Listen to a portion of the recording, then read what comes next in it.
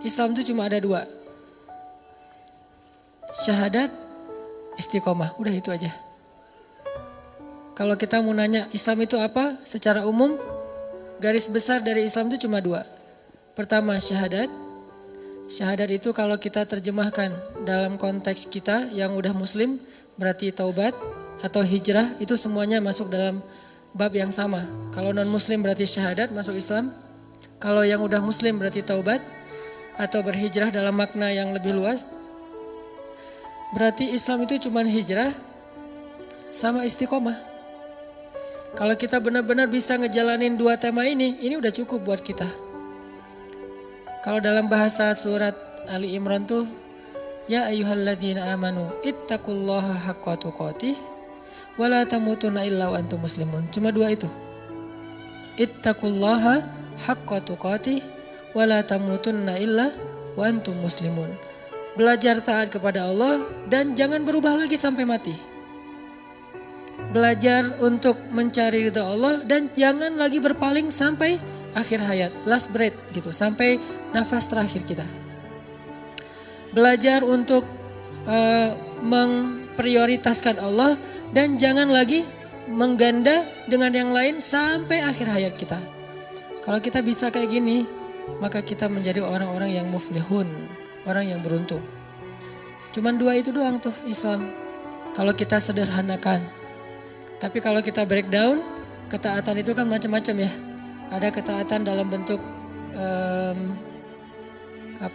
belief, yaitu iman. Siapa yang paling kita yakini? Ada ketaatan dalam bentuk ritual, ibadah. Gimana ibadah sholat kita terutama 5 waktu. Kemudian ketaatan dalam bentuk sosial. Seperti apa akhlak kita, seberapa besar manfaat kita bagi orang lain. Ini kalau kita breakdown kalimat taat. Nah kalau kita udah belajar taat, maka coba fokus kayak gitu aja sampai akhir hayat. Itu udah gak akan ada lagi yang membuat kita khawatir tentang masa depan kita nanti di akhirat. Allah pasti benar-benar menjamin kita min ahlil jannah, termasuk ahli surga. Makanya tema Islam itu sebetulnya cuma dua teman-teman. Syahadat, taubat, hijrah itu satu tema. Yang kedua adalah istiqomah atau dawam. Istiqomah atau dawam. Karena dua istilah ini sering agak-agak samar di kita. Kadang dawam disebut istiqomah, kadang istiqomah disebut dawam. Tapi gak usah terlalu dipermasalahin, udah aja digabung. Istiqomah dan dawam. Nah malam ini kita akan bahas bab ini. Bab tentang gimana setelah kita berhijrah kita bisa kayak gini itu sampai akhir hayat. Setelah kita bertekad pengen berubah kita itu sampai akhir hayat. Setelah kita bertekad pengen berhijab kita itu sampai akhir hayat. Setelah kita bertekad pengen memprioritaskan Allah, prioritas Allah itu sampai akhir hayat kita. Dalam masalah apapun, sesulit apapun kehidupan kita, kita pengen belajar itu. Satu tema yang kata Nabi telah membuat rambutku beruban. Jadi ada sahabat ngelihat Nabi, kenapa ya Nabi akhir-akhir ini kok rambutnya lebih banyak beruban? Cepat gitu, yang sebelumnya gak kayak gitu, sekarang lebih cepat, kayak banyak masalah. Kata Nabi apa? Syayyabatni, telah menjadikan aku beruban, suratu Hud wa ikhwatuha. Telah menjadikan aku beruban, surat Hud dan ayat-ayat yang ada di dalamnya. Salah satu ayat di dalam surat Hud yang membuat Nabi cepat beruban itu adalah ayat istiqomah. Coba kita buka surat Hud. Surat ke-11 ayat 112. Ini salah satu ayat yang bikin Nabi cepat beruban. Surat ke-11 ayat 112.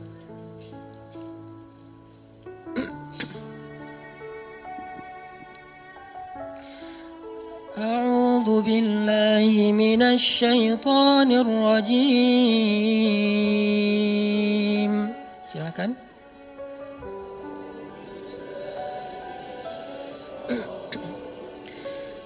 Bismillahirrahmanirrahim.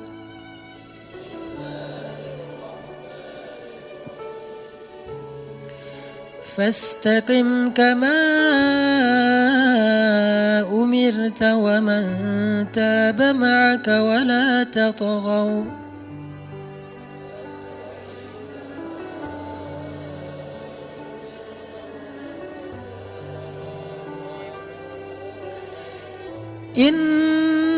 إنه بما تعملون بصير.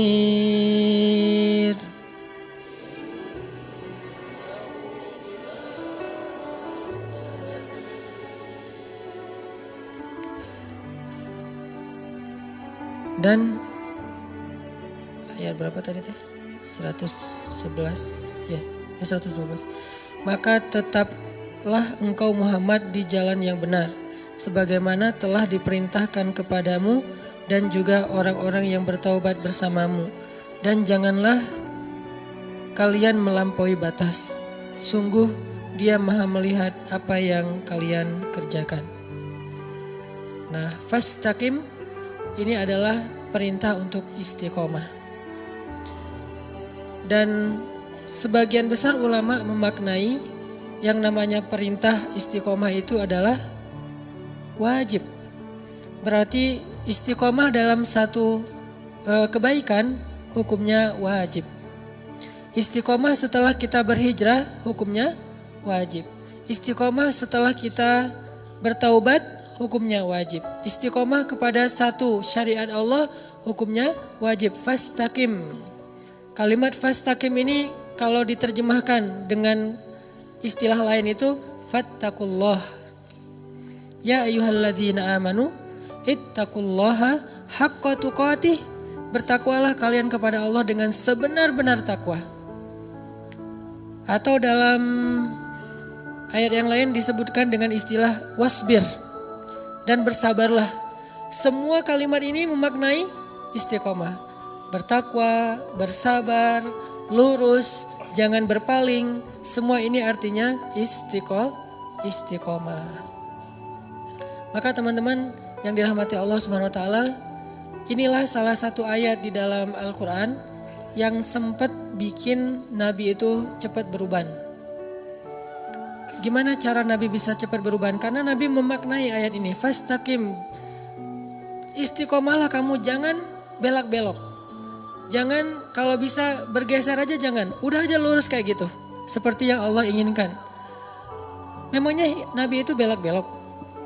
Enggak kan? Nabi itu kan orang lurus banget ya. Gak pernah beliau tergoda baik oleh tahta, harta, dan wanita tuh gak sama sekali. Karena tiga-tiganya kan pernah ditawarin untuk Nabi kan. Pas beliau lagi awal-awal berdakwah di Mekah tuh datang Utbah bin Rabi'ah, datang Walid al-Mughirah, datang kepada Nabi bilang, "Ya Muhammad, kamu cari apa sih?" kata mereka. "Udahlah, kita win-win solution aja deh. Kami dapat apa yang kami inginkan, kamu juga dapat apa yang kamu inginkan. Apa yang kamu inginkan? Kalau kamu menginginkan harta, kami kumpulkan harta-harta kami semuanya, lalu kami serahkan kepada kamu. Kamu menjadi orang yang paling kaya di kota Mekah. Kamu jadi orang yang paling kaya di kota Mekah."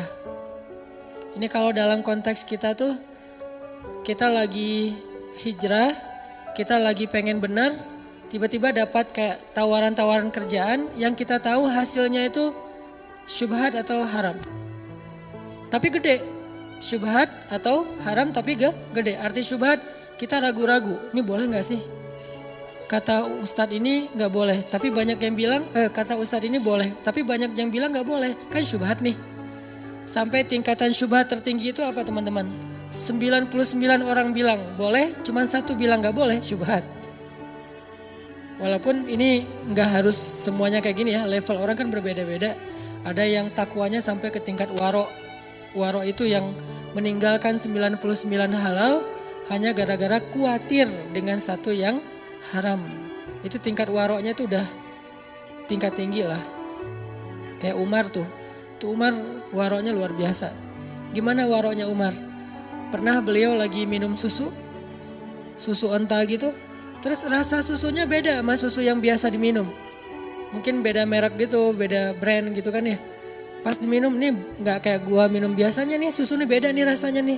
Lo dapat dari mana? Beli di Indomaret mana nih katanya.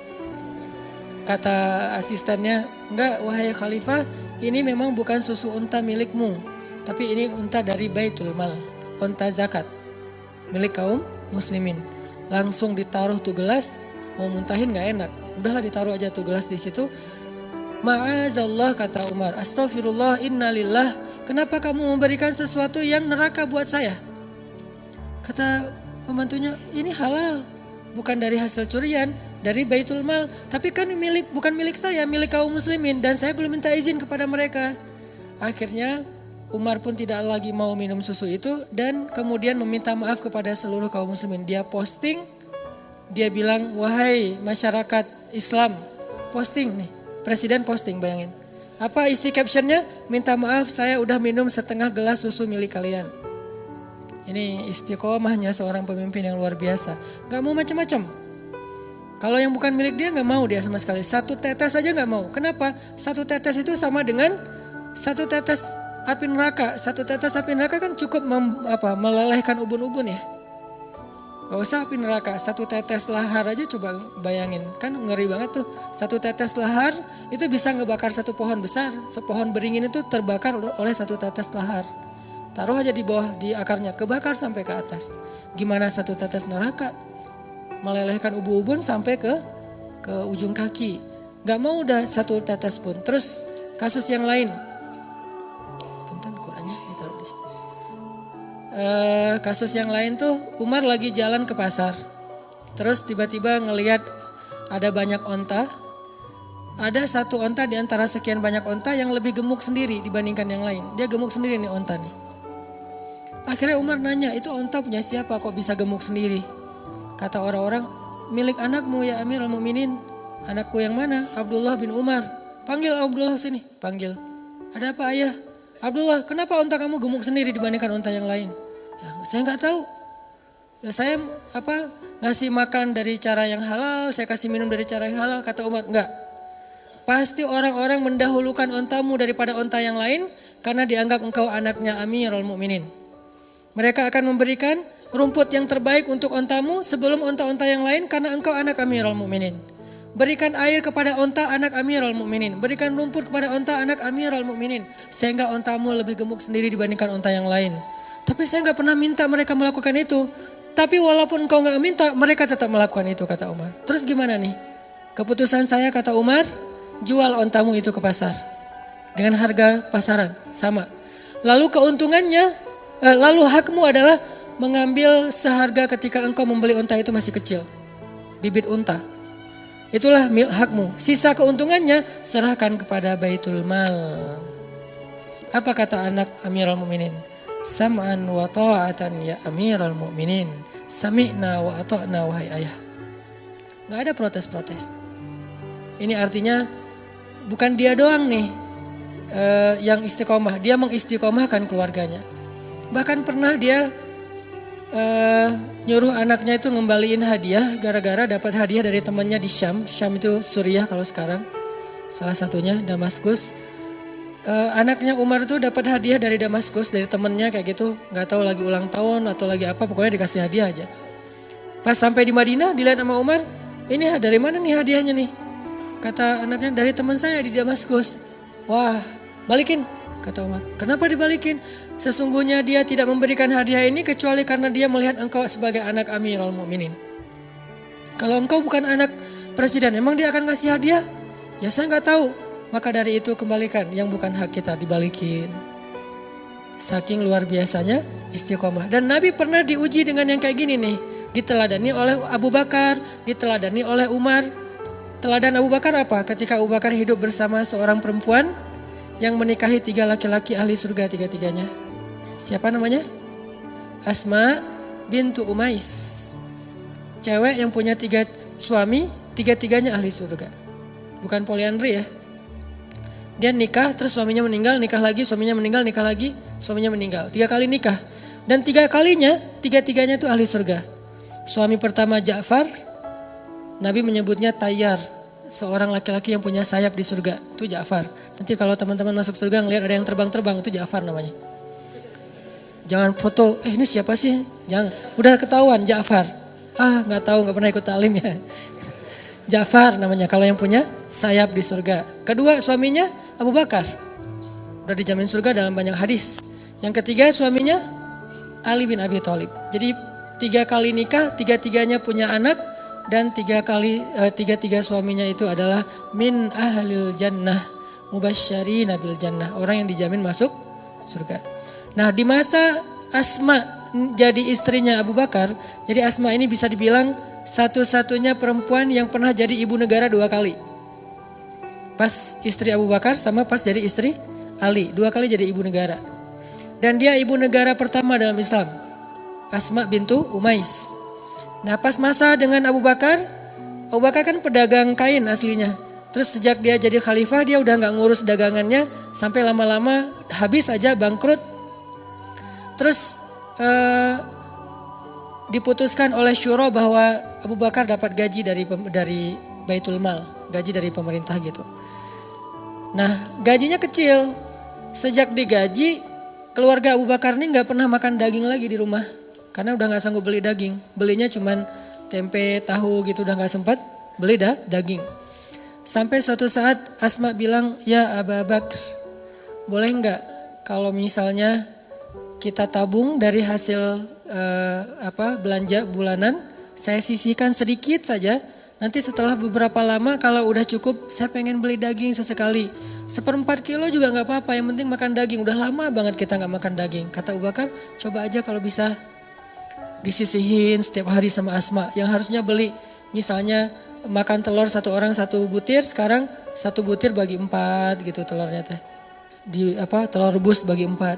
Terus juga kalau roti 1 orang 1, sekarang 1 orang 1 roti ber-3 atau 1 roti seharian dicicil makannya. Diirit banget sama Asma. Sampai setelah beberapa lama akhirnya tabungan Asma ini bisa untuk beli daging sedikit. Dia bilang kepada Abu Bakar, ya Abu Bakar ini udah dapat nih bisa beli daging. Boleh saya pakai untuk beli daging? Berapa wahai Asma? Disebutkan angkanya. Lalu Abu Bakar mengatakan, wahai Asma berarti gaji saya selama ini lebih ya. Lebih dari kebutuhan kita. Rela enggak jika kita berikan kembali gaji yang sisa ini kepada Baitul Mal dan mulai bulan depan gaji saya dikurangin sebagaimana yang kamu bisa menyisihkannya. Apa kata Asma? Sam'an wa ta'atan. Solehnya orang dulu tuh. Sam'an wa ta'atan, sami'na wa ata'na. Enggak ada protes, enggak minta cerai, enggak posting, enggak. Kan ada yang curhat lewat medsos gitu kan ya, posting suami kok gini-gini amat, sok soleh lah, ahli sok suci segala macam. Enggak. Sam'an wa ta'atan kepada suaminya.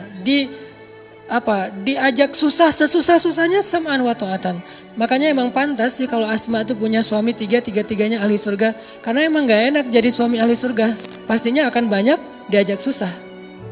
Walaupun ada juga ahli surga yang senang. Kayak Abdurrahman bin Auf, Utsman bin Affan. Itu kan ahli surga yang senang ya. Cuman kan gak bisa milih. Saya mah gak mau sama Abu Bakar, maunya sama Utsman gitu. Takdir lah ya. Ada yang takdirnya kayak anak Nabi nikahnya sama Utsman. Ada anak Nabi nikahnya sama Ali. Dua-duanya ahli surga. Utsman ahli surga, Ali ahli surga. Dan dua-duanya salehah. Yang istri Utsman bersyukur, yang istri Ali bersabar. Mukmin. Kalau kita kan ngebandingin, kenapa ya nggak saya aja sama Utsman? Coba ya kalau suami saya kayak Utsman, kamu sih malas kerja, kamu sih terlalu jujur, kamu sih apa segala macam. Mulailah menggoyahkan keistiqomahan pasangannya. Nah ini artinya teman-teman, Abu Bakar tuh kayak gitu istiqomah. Sampai pernah Abu Bakar makan makanan kayak daging gitu. Ada yang hadiahin kayak kornet. Terus dimakan sama Abu Bakar. Udah makan setengah. Ditanya sama Abu Bakar, nih enak banget nih kornetnya dapat dari mana? Dari non muslim yang dia bukan ahlul kitab. Yang dia itu nyembelih hewan bukan dengan nama Allah. Ibaratnya kita produk yang gak ada label halal. Udah makan setengah baru ketahuan, ini gak ada label halalnya, dari mana nih? Impor. Wah bahaya nih. Akhirnya apa yang dilakukan Abu Bakar? Dia ambil kayu kecil, dia masukkan ke mulut supaya dia muntah. Pas sudah muntah dia liatin ada daging gak? Wah kurang nih, digini-gini lagi. Sampai pingsan. Abu Bakar. Jadi kalau kita mau gaya-gayaan depan Abu Bakar, kenapa Nabi sampai bilang iman Abu Bakar itu lebih berat daripada iman semua umat Islam? Kayak gitu tuh salah satu adegannya tuh. Sampai digini-gini. Kenapa? Istiqomah. Gak mau makan satu biji sawi pun atau biji beras pun, satu butir beras pun yang bukan haknya atau yang tidak halal. Bisa gak kita istiqomah ketika kita lagi jalan-jalan ke luar negeri? Gitu aja, hal sepele kan? Ke Singapura, alhamdulillah sekarang tuh halal food tuh udah jadi tren baru sekarang. Kayak di Jepang tuh sekarang menjelang Olimpiade, Jepang mempersiapkan banyak halal food spot gitu, halal food corner. Jadi di mall-mall tuh selalu ada kayak ini bagian ini halal food dan makanannya tetap makanan Jepang yang itu kayak gitu-gituan, udon apa gitu tapi halal. Tapi dulu beberapa tahun yang lalu kata teman-teman di sana cari halal food itu susah banget. Kalau nggak benar-benar masak sendiri nggak akan bisa dapat makanan di luar yang halal. Ke Hong Kong, ke New Zealand misalnya kemana. Itu kalau kita nggak kuat untuk benar-benar berazam, saya nggak akan makan kecuali yang halal. Walaupun akhirnya agak-agak emang nggak nyaman sih. Harus masak sendiri atau dimasakin temen. Atau mungkin carinya di pasar itu nyari dulu kemana yang ada kebab Turki baru dimakan. Atau yang makanan India. Itu juga nyarinya susah. Kadang-kadang bosan pengen makanan-makanan yang fast food misalnya. Yang ala-ala di luar kan mungkin rasanya beda sama di Indonesia nih, sama-sama fast food. Pengen ngerasain nih fast food yang di luar kayak gimana. Gak boleh. Ini namanya istiqomah. Kalau bisa kayak gini aja nih, udah dijamin masuk surga.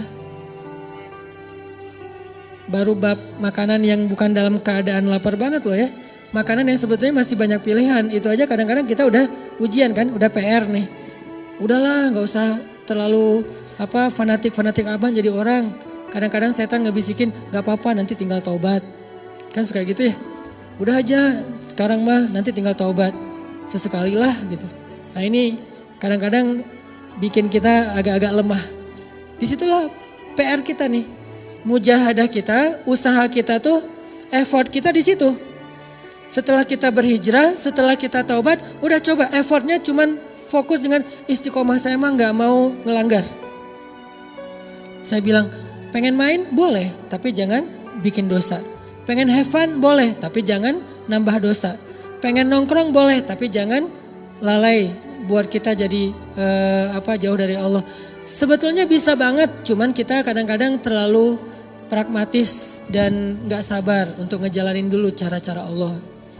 Salah satu misi saya dalam postingan-postingan di sosmed itu adalah walaupun belum sempurna ya, saya pengen nunjukin lifestyle yang realistis aja lah, gak usah terlalu soleh-soleh amat yang mungkin hanya sebagian kecil orang yang bisa ngelakuin. Saya gak akan posting lagi sholat tahajud, kecuali emang sengaja syiar pengen ada event tahajud bareng.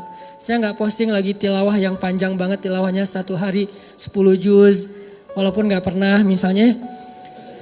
Saya posting yang realistis aja lah, hidup kita tuh kerja, terus keluarga, main, apalagi hidup anak muda kan banyak mainnya, entertain ya. Saya pengen ngasih tahu bahwa main tuh boleh banget, banyak main pun gak masalah, tapi jangan bikin dosa, itu doang. Kita bisa jalan-jalan, kita bisa have fun, kita bisa seru-seruan, kita bisa asik, bisa apa aja yang kita hobi kita lakuin dengan syarat jangan bikin dosa. Dan itu bisa banget, gak akan mengurangi funnya. Apalagi udah punya pasangan, lebih bisa lagi tuh. Kalau belum agak berat sih ujiannya emang. Untuk dapat fun itu agak-agak sedikit garing lah ya. Mungkin salah satu cara istiqomah emang benar kata Nabi, menikah biar lebih istiqomah, walaupun bukan berarti udah nikah itu pasti istiqomah 100%, enggak. Enggak ada yang 100% kecuali Rasulullah sallallahu alaihi wasallam. Ya saddidu wa qaribu kata Nabi. Kalau enggak bisa lurus banget minimal qaribu, mendekati.